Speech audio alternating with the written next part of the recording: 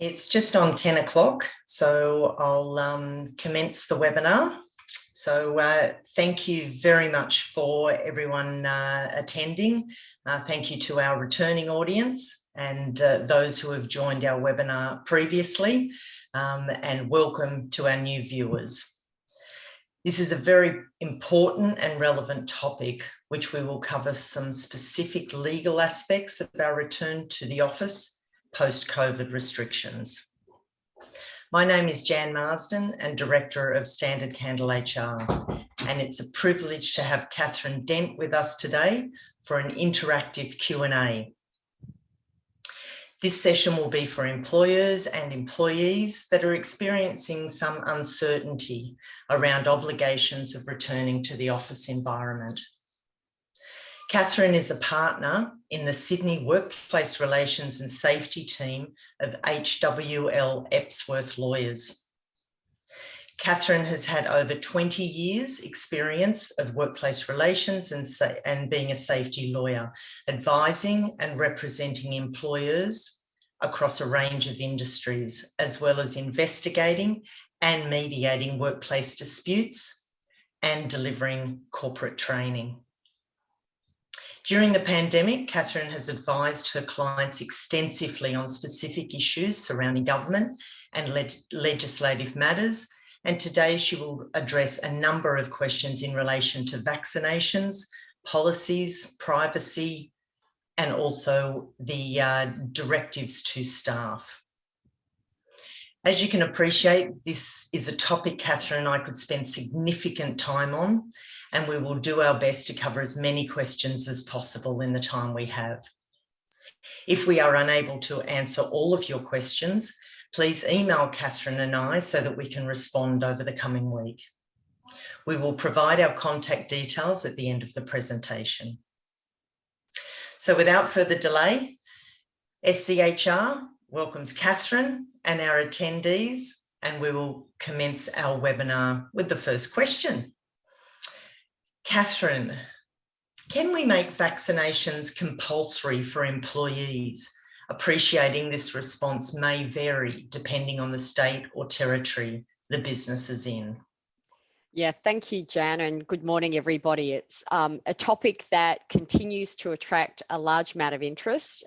We have been spending a lot of time, as you can imagine, in our firm dealing with COVID-19 vaccination advice, assisting with documentation, like I know you have, Jan, with your team, and also dealing with terminations of employment in some cases and challenges to that. So it's a really difficult time for employers to navigate this terrain. And to answer your first question about making vaccinations compulsory, I think it will depend, as you said, on the state or territory that people are in. So assuming that we've got national coverage of your attendees this morning, I'll talk sort of very generally. And the first thing to note is that there are some very broad-ranging public health orders in Victoria, and there are some public health orders around the states and territories in respect of very specific classes of employees. So my summary answer to this question is there are three ways we can make vaccinations compulsory as an employer. The first is if there is a public health order. The second is if there's no public health order, but there is a specific clause in a contract or an enterprise agreement, which would enable an employer to mandate vaccination. And the third is in the absence of public health order or some specific clause that we are able to issue a lawful and reasonable direction. And to give your attendees some comfort, I would say the large proportion of employers will fall within that third category. So please don't be alarmed if you are listening to me going, pretty sure there's no health order, pretty sure I don't have a clause, because most people will fall in that third category. But it's worthwhile spending a tiny bit of time to talk about the other two categories, because there may be some employers out there that are covered in the state and territory public health orders. So the state and territory public health orders, as I said, if we start with Victoria, it's an interesting one because I've been doing a lot of work with one particular client in Victoria, and there are a range of workers that are covered by these scenarios, and they go a lot more broad ranging than the ones that you would expect. So you would expect to see public health orders, and there are indeed public health orders in relation to people like aged care employees, various health sector employees, as well as people that are dealing with quarantine issues and border control. So in Victoria, with the broader public health order, if you do have operations in Victoria, it's worthwhile checking whether or not your employees are covered under that. I would suspect that if you are listening and you are in Victoria, you probably have already worked that out. It's my experience that most of the workers under the Victorian public health orders need to have been vaccinated by tomorrow. And so you would definitely know if you had workers in that category. But otherwise, if you are not in one of those categories of public health orders, the general ones in Victoria or the more specific ones around Australia, then we need to go to one of the other two categories. I'll just say in passing though, obviously you can check about public health orders and whether your workers are covered by having a look at one of the websites. One of the ones that's actually quite useful with a lot of this material that we're talking about is the Fair Work Ombudsman. They do tend to have a lot of the information that I'll be talking about today on their website, as well as public health orders in respect of particular workers.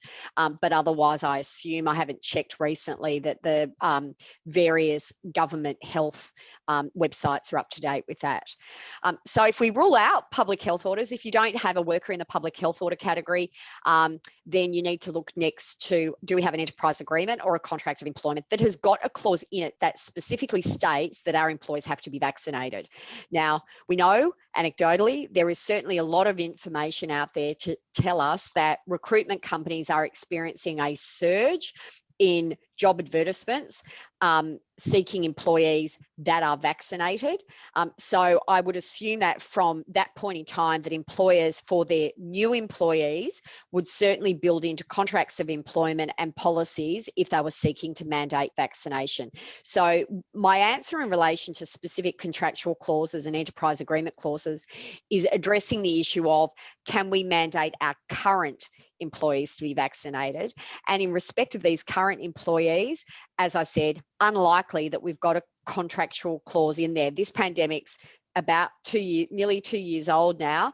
And really, in terms of vaccination, that's become an issue only in the past, say, 12 months at best. But I would say from an Australian perspective, we've only been dealing with it in the workplace setting because of the availability of vaccines for the last 6 months. So unless you've updated your contracts in the last 6 months, and unless your current workforce has agreed to a contractual change imposing a mandatory vaccination, then I would expect your contracts are silent. Now, some of you out there may be saying, but there are various duties in the employment contract that we could use in terms of mandating vaccination, and I will get to that, and that is certainly the case. But in terms of a specific clause, unlikely to see that, and similarly with enterprise agreements. But what that does indicate to me, and what it does cause me to recommend to all of you, is if you are seeking to mandate vaccinations, then updating your employment information, both introduction of a policy, implementing the policy, and also job advertisements and contracts of employment. These should all be updated if you are planning to introduce that mandatory vaccination scheme with your workforce. So if we assume no public health order, no enterprise agreement, no contractual clause, then what we're looking at next is it a lawful and reasonable direction for an employer to ask an employee to be vaccinated? And that's where I was referring to earlier when I said some of you will know from your own employment contracts that there is this concept of a lawful and reasonable direction. And where that comes from is the common law. So at common law, we've got a whole range of implied terms and conditions. And what we do as employers generally, and with Standard Candle HR's help, is to build all of those implied terms into express terms, because express terms are much more useful to us than implied. They're more clear and they are more certain. So we want to be able to rely on express terms of a contract.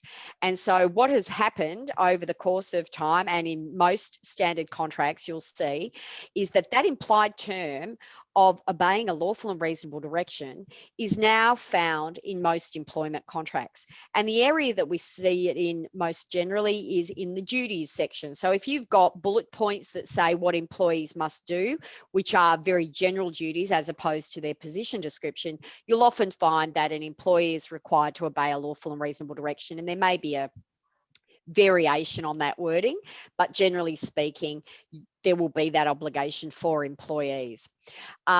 Additionally, sometimes employers will weave it into termination provisions so that termination for serious misconduct or termination without notice can be done for such a failure.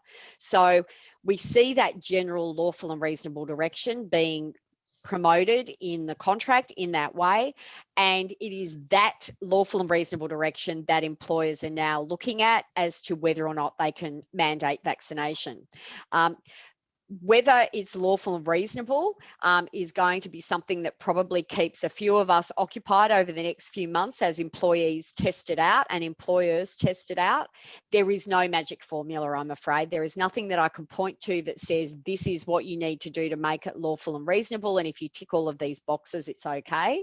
It's definitely very specific to a workplace, an employer and an employee.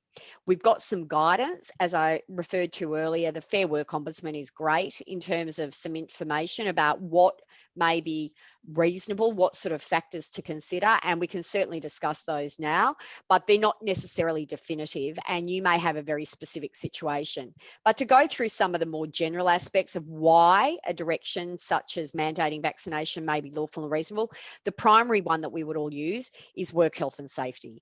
As employers, as organisations where we've got members of the public entering onto our site, there are safety obligations that we have under the various occupational or work health and safety laws around Australia. And of course, our employees also have obligations under those laws, which is very useful in a case such as this in terms of encouraging them to vaccinate, because it's not just a duty of an employer or a company. It is quite extensive in terms of the number of people that are captured under work health and safety laws.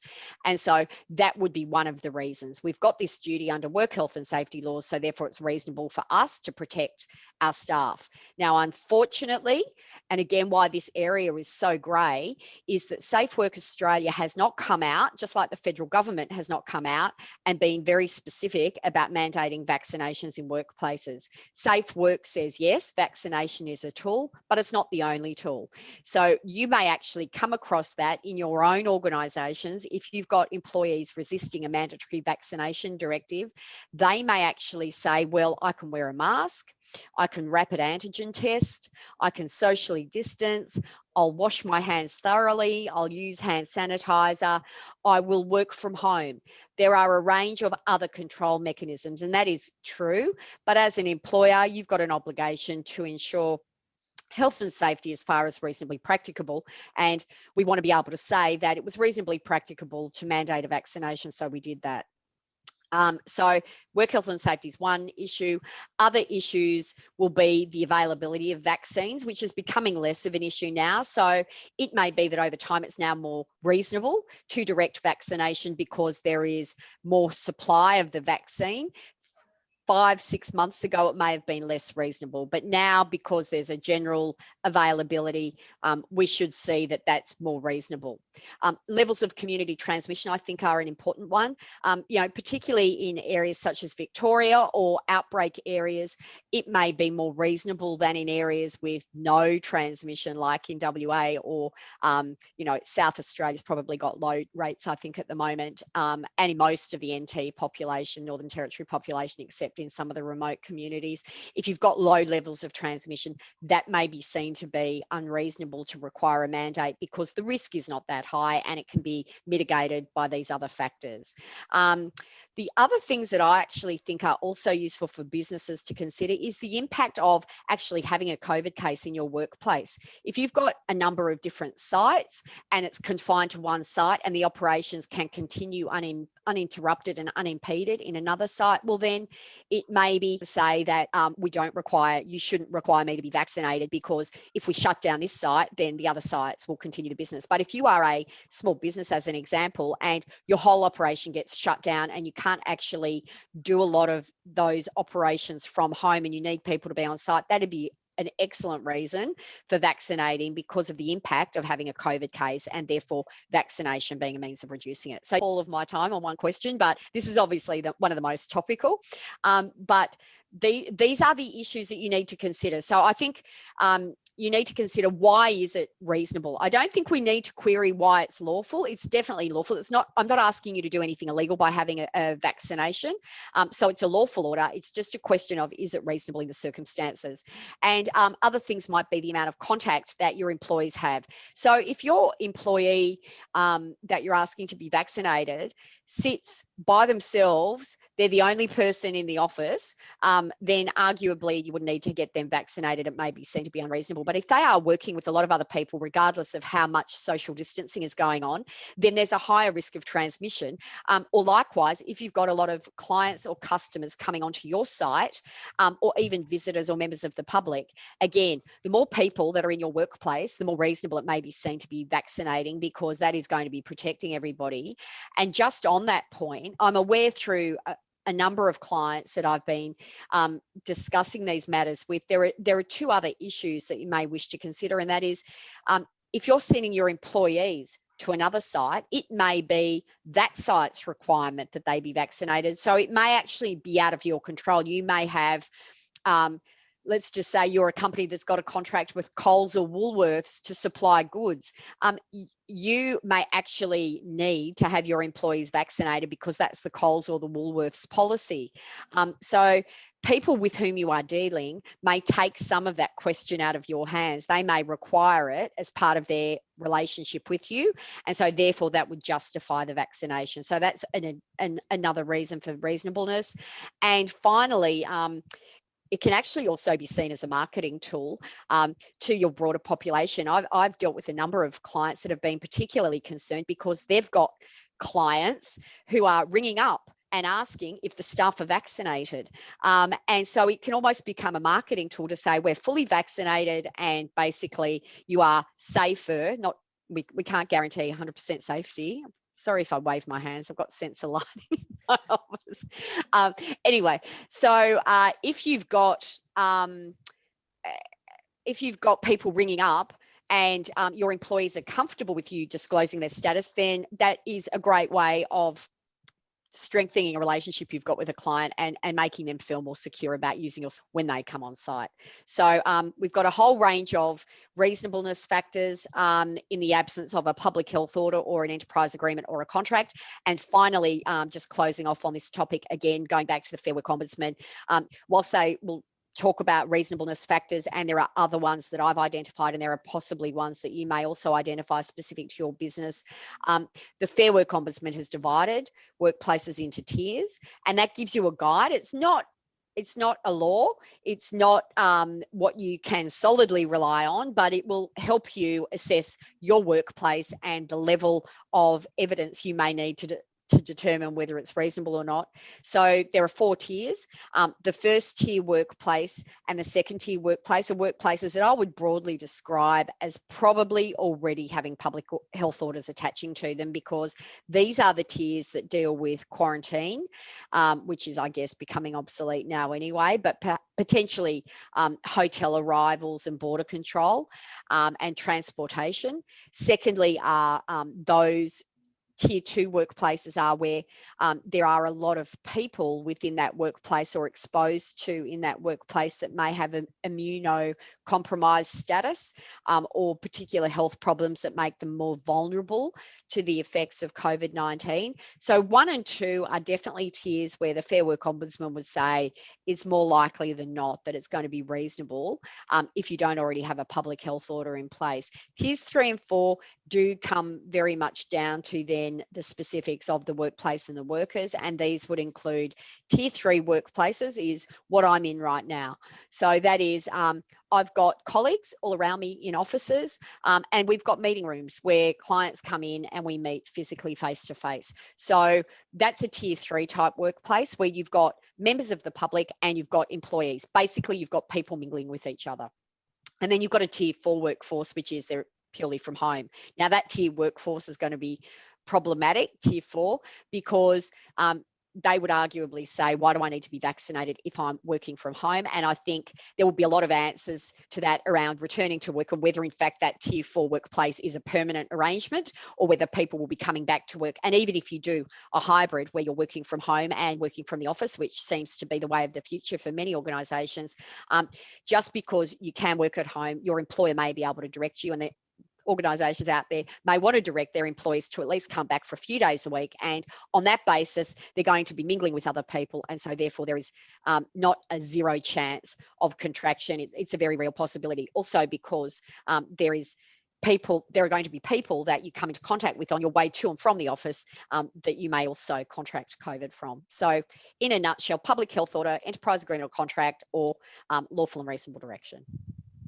Great. Thank you, Kathryn. You've spoken about that before. Once or twice. Many times. Kathryn, the second question is, can we ask employees for COVID vaccination proof? So either citing only, or can we hold those certificates on file? This is an interesting one. So I'd preface it by saying that the Privacy Act talks about collection, and it does define collection, and collection is relevant to the application of some Australian privacy principles, which I'll talk about. But there is an argument that if you're only citing it and you're doing nothing else, then you're perhaps not collecting the information that would trigger the collection requirements under the Australian privacy principles. But I would imagine, and I could be wrong, that most employers are either asking to see the COVID certificate, or they're getting their employees to email it to them, or they're asking the question on an email and their employees are responding. And I guess where you've got documentation and you are then putting it on an employee or a personnel file, I would say that is a point of collection.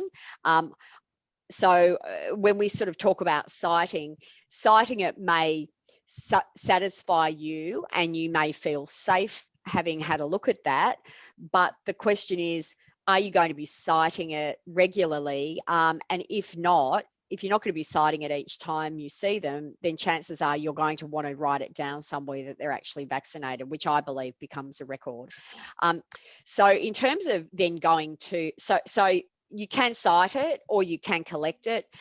If you cite it and do absolutely nothing with it, then arguably the privacy laws may not apply. But I think in most cases with employment, I would be imagining it forms part of the employee record. So it's then important to look at the privacy laws. And I just want to detail a bit of that because that's a lot of work that we've also been going into.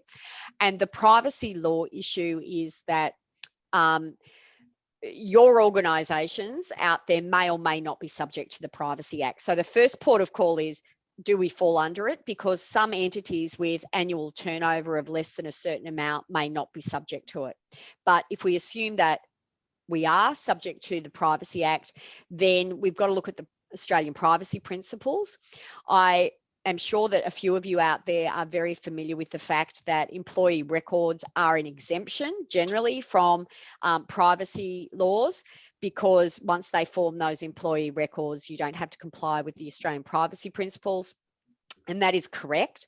However, vaccination status information is not an employee record until you take it off them and convert it into something else. So if you are asking employees about their vaccination status, then that's not yet an employee record, which means that the Australian privacy principles do apply to that interaction at that point in time. Once you've collected it and you convert it into an employee record, then it falls part of that employee records exemption.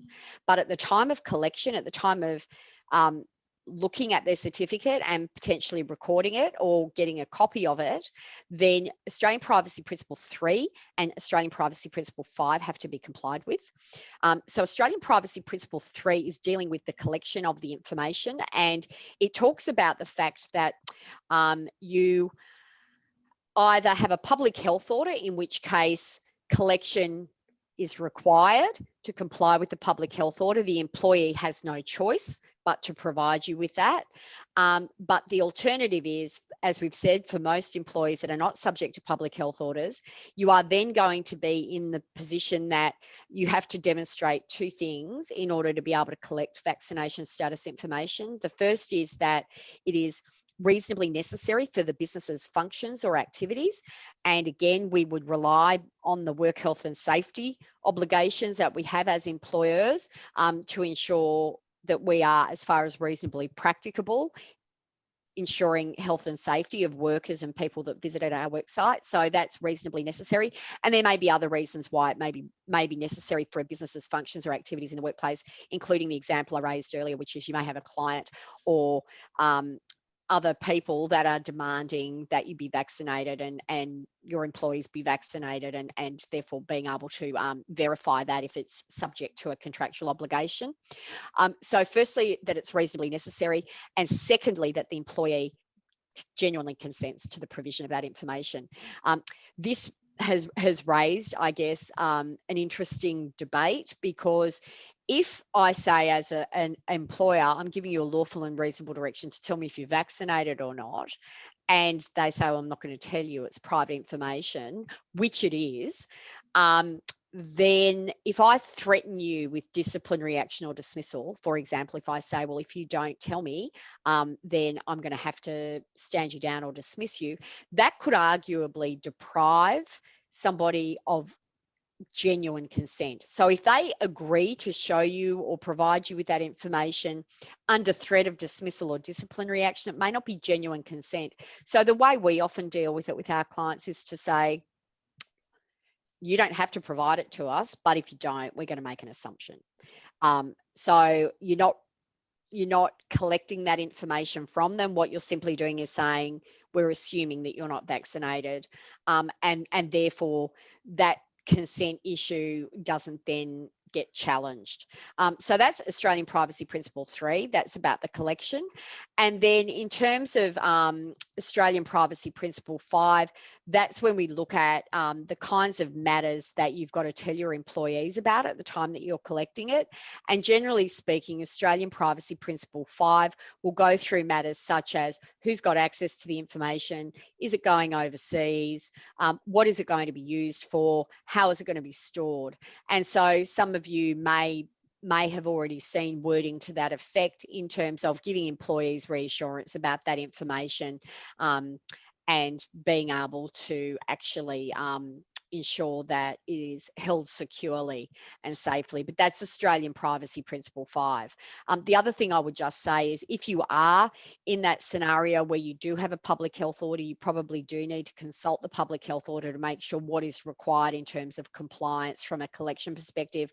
I certainly know that there is, in the Victorian public health order, for example, a requirement to collect, record and hold vaccination information. And it doesn't define collect, but it says collect, record and hold vaccination information. And it then talks about what that vaccination information is in terms of status and in terms of documentation that complies with the public health order. So it's always important to go back and check those public health orders each time. Excellent. Thank you, Kathryn. I think our next question might have been already sort of covered off in the first question. Can we direct staff to return to the office? So I think that we've gone through that.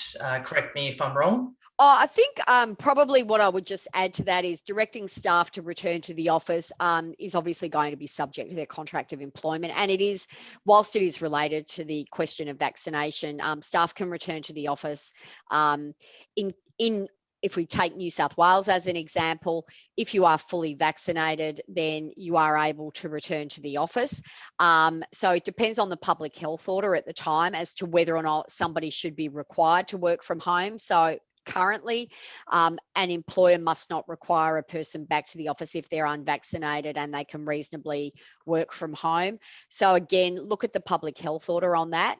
But let's just assume all of the public health orders are lifted. We can direct our employees back to work for us on whatever basis we deem fit.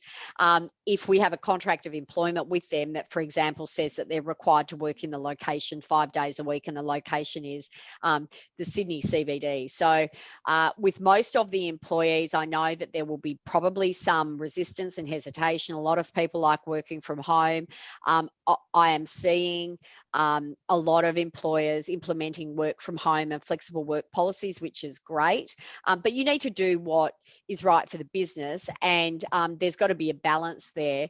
And I know that a lot of employers are going to be concerned about this labour shortage and wanting to attract and retain staff, and in doing so may need to be a bit more flexible.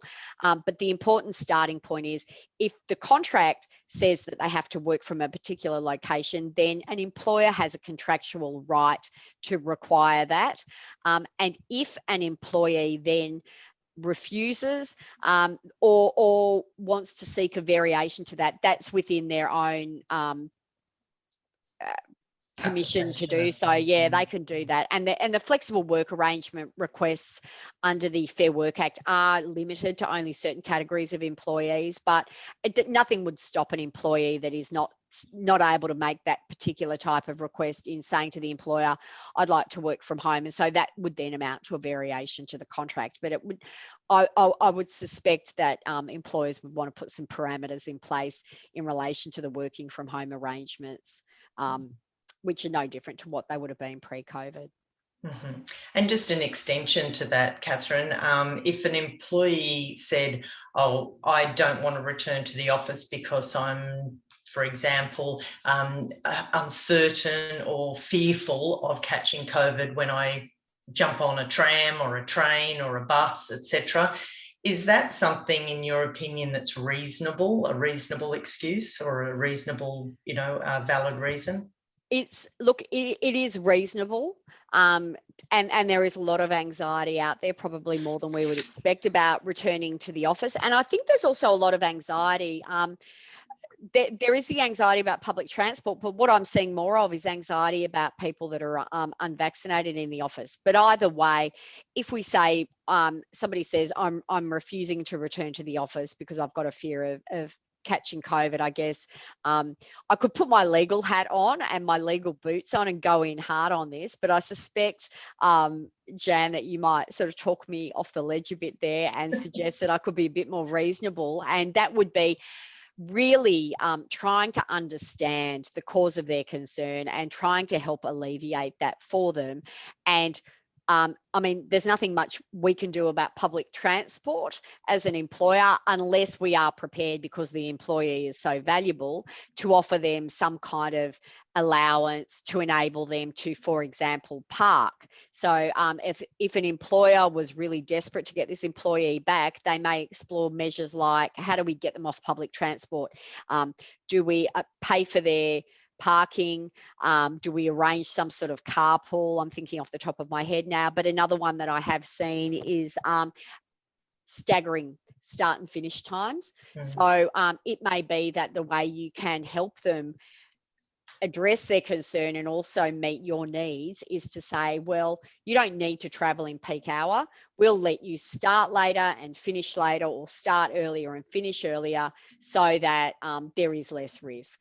So there is that aspect. And look, obviously, under the Work Health and Safety Act, an employer has a duty to consult with its workforce, and that duty to consult is over a range of issues, and this would be just one of them. So as we're returning workers to the office, as we're developing what sort of COVID vaccination policy we're going to have, we do need to talk to our employees and make sure that we are consulting with them, because that is a legislative obligation that we have, regardless of whether somebody says they don't want to return to the office or not. We do need to consult with our workers. So we need to have all of these communications and plans in place. And then I would be suggesting that if you do have workers that are particularly resistant, that you do sort of engage one-on-one with them and try and work out a solution with them. Ultimately, again, if push came to shove and there was a Mexican standoff and no one was prepared to bridged the gap, and you had an employer wanting employees to come and employees resisting, then ultimately it will come down to a termination of employment. And it will be a question of an employer then going through what I'm sure you've had to do with a number of your clients over the years, is coaching them through the conduct and performance issues in a procedurally fair way, because if we accept that most employees could bring an unfair dismissal action, that's most likely going to happen. So to play out the scenario, the public transport fearful employee will refuse to come back to the office. So the employer then has to start issuing directions. So it will start gently by perhaps the two of them agreeing that for a time being, the employee may be able to take annual leave, or they could take leave without pay. You can look at all of these options in terms of trying to buy some time to get the employee to change their mind about coming into the office. And hopefully, as community transmission rates decline and as the level of vaccinations goes up, that will also address some fear and help them become more attuned to being back in the workplace. So look at those options with them. And then, you know, if they've exhausted all their leave, or if you're not prepared to allow them to take leave without pay, then the next thing that you might need to do is to call them to a meeting and explain they need to return to work, and start issuing warnings, and progressively get to the point where in the meetings, however many you deem is reasonable for the situation, it doesn't have to be a lengthy process, but you've got to get to a point where the employee is actually aware. As we know with procedural fairness, they need to be aware that their employment is in jeopardy. So they need to be aware at a particular point in time. If they do not, here's the direction, this is what the direction is. If I don't comply with that direction, then my employment could be terminated. And they then are walking into that next phase fully aware of what the consequences are.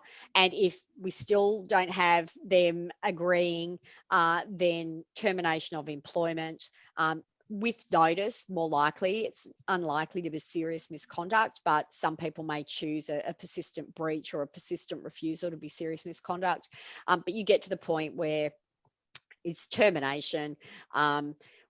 Again, all of the meetings having procedural fairness, support people present if necessary, and then following it up in writing, and hopefully that process and the reason for dismissal will be defensible as against an unfair dismissal claim. But yes, it will get to a point where the enough's enough, and the employer is able to dictate within the lawful and reasonable confines of the employment contract. Great, thank you. Thanks, Kathryn. Just a final question of the structured questions, and then I've got a couple, hopefully, that we'll be able to respond to from our attendees. Must you have a COVID-19 policy and a vaccination policy? So in terms of the vaccination policy, the answer is no. So if you choose not to mandate vaccinations in your workplace, then it would be business as usual. I have seen and helped develop and draft vaccination policies which are recommended.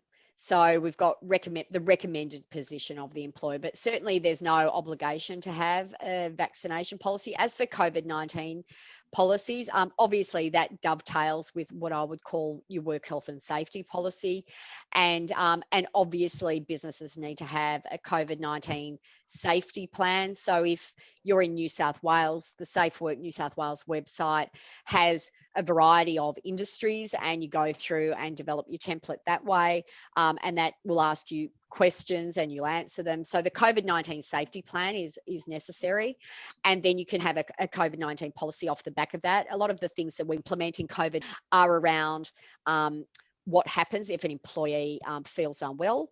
What happens if they test positive? What are the obligations on their return to work after they've had a COVID test? Some employers are deploying rapid antigen testing. So if you are, then you would put that in place in terms of when you would expect employees to undergo that testing. Obviously, if you're subject to a public health order, it would be strongly recommended that you have some more rigidity around the employment documentation structures. But COVID policies are part of the broader work health and safety. And so it would be what your expectations are of employees in terms of the workplace, in terms of interactions. You know, I don't think many masks are required anymore in the office, but for example, an employer may deem that that's necessary because employees can't socially distance. So whatever the particular workplace is doing in terms of those COVID-19 control measures is worthwhile documenting in a policy, because presumably then we've got a corresponding contractual clause that says you must comply with the employer's policies. And so the work health and safety and COVID-19 policies being updated. And as we know, the beauty of having a policy is we don't need to seek an employee's consent for that. That can be changed and updated as things evolve. And as we know, COVID-19 and vaccinations are rapidly evolving, so much so that the person that may watch a recording of this webinar in a few months' time, this may all be obsolete. But I would certainly recommend that COVID-19 be addressed as part of your work health and safety, and if not explicitly, then that you've given it some consideration for sure. Great, thank you, Kathryn. Now, I'm obviously mindful of time, but we will go through a few questions from our attendees, and if anyone would like to stay on beyond 10:45, you're obviously very welcome. This question came through last week, through to us last week, talking about employees having a legal responsibility, which you have gone through to provide a safe workplace. So hypothetically, what are the legalities and liability of an employer who permits an unvaccinated employee to come to work and that they later test positive and another employee catches COVID? So it seems even if the government, state or federal, at some point remove restrictions for unvaccinated people, this should not relieve the employer's responsibilities. So can that employee sue or take legal action against the employer for not providing a safe workplace? Yes, look, the unfortunate answer to that is yes. So in terms of the types of legal action, the most likely is going to be a workers' compensation claim. And I might actually just broaden it a bit and double back on some of the answers I've given in terms of that legal liability. So workers' compensation, I will go through shortly in relation to contracting COVID in the workplace. But don't forget, anytime you're dealing with an employee, particularly if we're talking about returning workers to the office and we're consulting with them, or we're disciplining or dismissing them if they're not returning to the office or if they're not getting vaccinated, they can bring a workers' comp claim in relation to all of that. And we know that under the Workers' Comp Act, that there is a defence to a psychological injury, being that an employer took reasonable action. So again, it comes back to making sure that in the workplace, what we do with COVID-19 is all reasonable, so we can defend such a claim.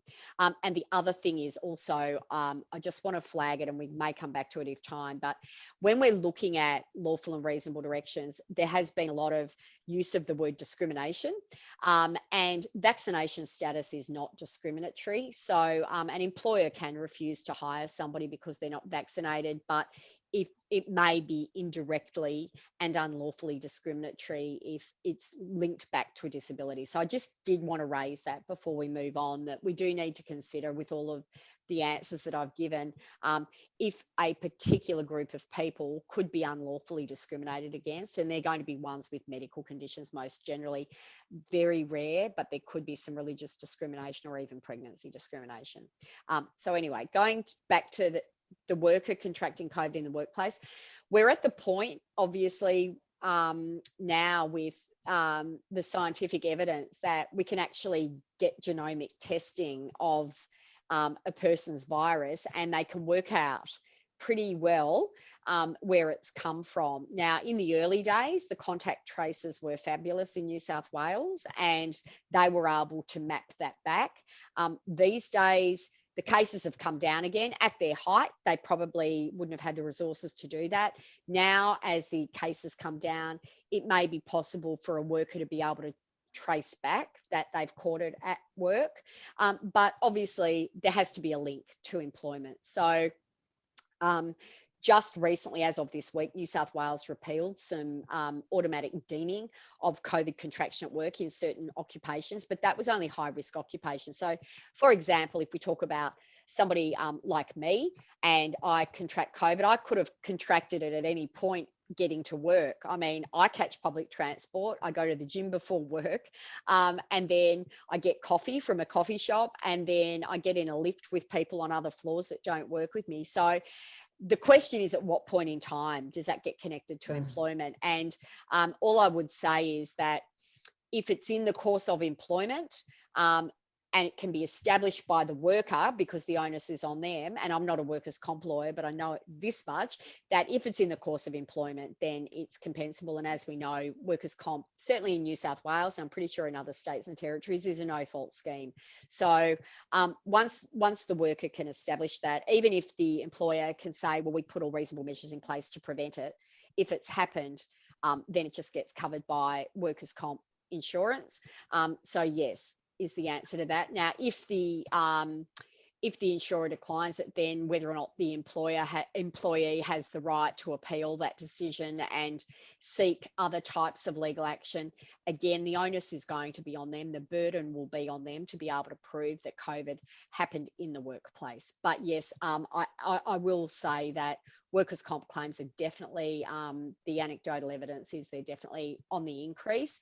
And very early on, we had a case where an Australian employee died in the US when they contracted COVID on a business trip, and their estate was paid death benefits under the workers' comp legislation. But I'm aware since then that there has been quite a large increase in the number of COVID-19 work-related claims, which is to be expected, unfortunately, but it does become a matter of insurance. Yes, thank you. We'll watch that space in the future. Kathryn, we have a question from Michael. If a staff member has already had COVID, is it reasonable to ask them to be vaccinated? This is interesting. I can actually answer this question from direct experience, where I had a client who did have a worker that had COVID, and they were subject to a public health order, and the public health orders, at least in Victoria, allow people with chronic illnesses to be accepted from COVID vaccinations. And having had COVID is one of the reasons that you can be accepted. But my understanding, at least in Victoria, is that it could only be for a 6-month period. So is it reasonable to allow them to have a COVID vaccination? I think, I'm not a doctor, so I don't want to be giving medical advice, but I would think that the logical step to me is, if you know a worker's had COVID and you want to introduce a mandatory vaccination policy, again, the obligation would be on them to produce evidence as to why they should not be vaccinated. That's generally the position with mandatory vaccination policies, is that you say you must be vaccinated unless you can prove to us that there's a satisfactory reason why not. Now, if the doctor says there is a health risk associated with that person having a COVID vaccination, at least within a short period of time, then it will be up to the employer to determine whether or not it's prepared to stand that employee down on pay, or to terminate their employment, or request them to take leave, and just be aware that there may be actions that can be taken, because we've talked about unfair dismissal in the context of vaccination, but another legal action that everybody should be aware of are general protections claims.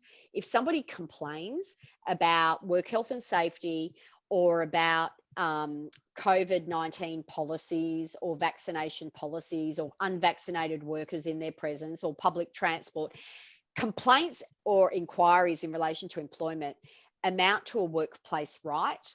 And if an employer takes adverse action against an employee because of a workplace right, that is the subject of a general protections claim and can be unlawful.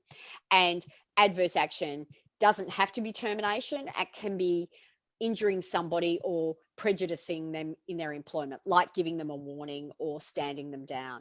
So general protections claims are there. And the third thing that we should also be aware of is that the work health and safety legislation specifically prohibits, and there are penalties that attach to this, if you discriminate against somebody for raising a work health and safety concern. So again, I raise it in this context of somebody that's had COVID. They may make a complaint against the policy. So it's worthwhile not only being aware of unfair dismissal, but general protections and this work health and safety, at least in New South Wales and the model laws which exist in Queensland, South Australia, the Northern Territory, Tasmania. We've got an outlier in Victoria, and we've got WA as well. WA is about to pass their laws, but just be aware that if somebody complains about work health and safety and you take action against them because of that, that could be challenged and prosecuted. But what we say to most people is you are not necessarily taking action against them for their complaints or their work health and safety concerns. Generally, it goes back one step to you're taking action against them because they're not complying with a work health and safety policy, which may require mandatory vaccination. Excellent. Just a final question here, I think that we'll try and squeeze in, is Kerry's asking, and this may be some information that you said previously, but just to reconfirm, if an employee has, doesn't want to return to the office because they may have moved to a regional area, what happens in that sort of situation where they say, well, I can't commute now from Ballarat, or I can't commute from, Bega anymore. So, what happens in that situation? Do you know, this is not as uncommon as you think, and I have dealt with it. I dealt with a client last year who, in the thick of the pandemic, they had a UK citizen that returned to London and was unable to come back. So that was obviously a problem with them actually being able to fulfil their contract of employment. But look, we have seen a lot of people make that tree change on the premise that they can perform work from anywhere. And of course, we all know that, yes, you may be able to perform work from home, but an employer may not want that to be a permanent arrangement, and it may be more productive for them to be in the office at some point in time. So there's give and take. I have dealt with another client that has had an employee that moved out of commuting distance, and that has been an ongoing conversation. Fortunately, it's resolved because I think that they've moved back. But for a while there was a lot of tension because we were collating evidence to demonstrate that the employee could not permanently work from that location. And the only reason that they were permitted to work from home was because it was subject to the public health orders at the time. So the question of whether or not an employee can move out of commuting distance, I mean, really, again, to be a very blunt lawyer here, they have jeopardized their employment because their employment contract, I would assume, doesn't allow them to work from anywhere at their own choosing. Their location is determined by the employer under the contract. Now, the employer may agree that they can work from that remote location, but if they've done that without the employer's consent, then that's the risk that they've taken.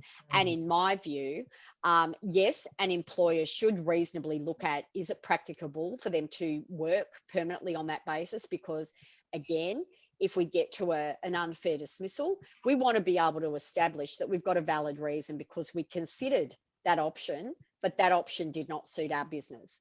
And if we can provide evidence as to why that didn't suit our business, why that wasn't viable, then we're in a better position to defend it.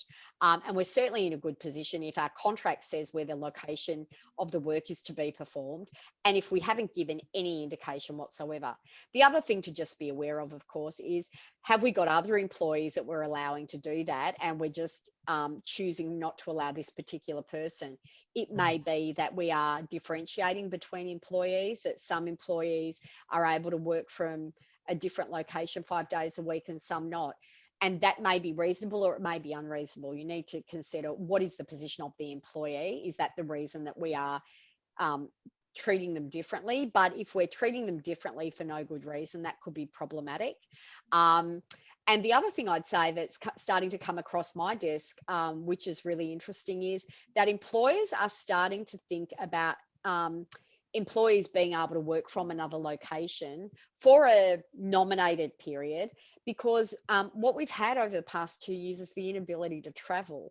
And so employees have also accumulated potentially a lot of annual leave, and they may want to go away for extended periods, and they may want to work from those locations for extended periods. So it may be worthwhile considering allowing people to do that.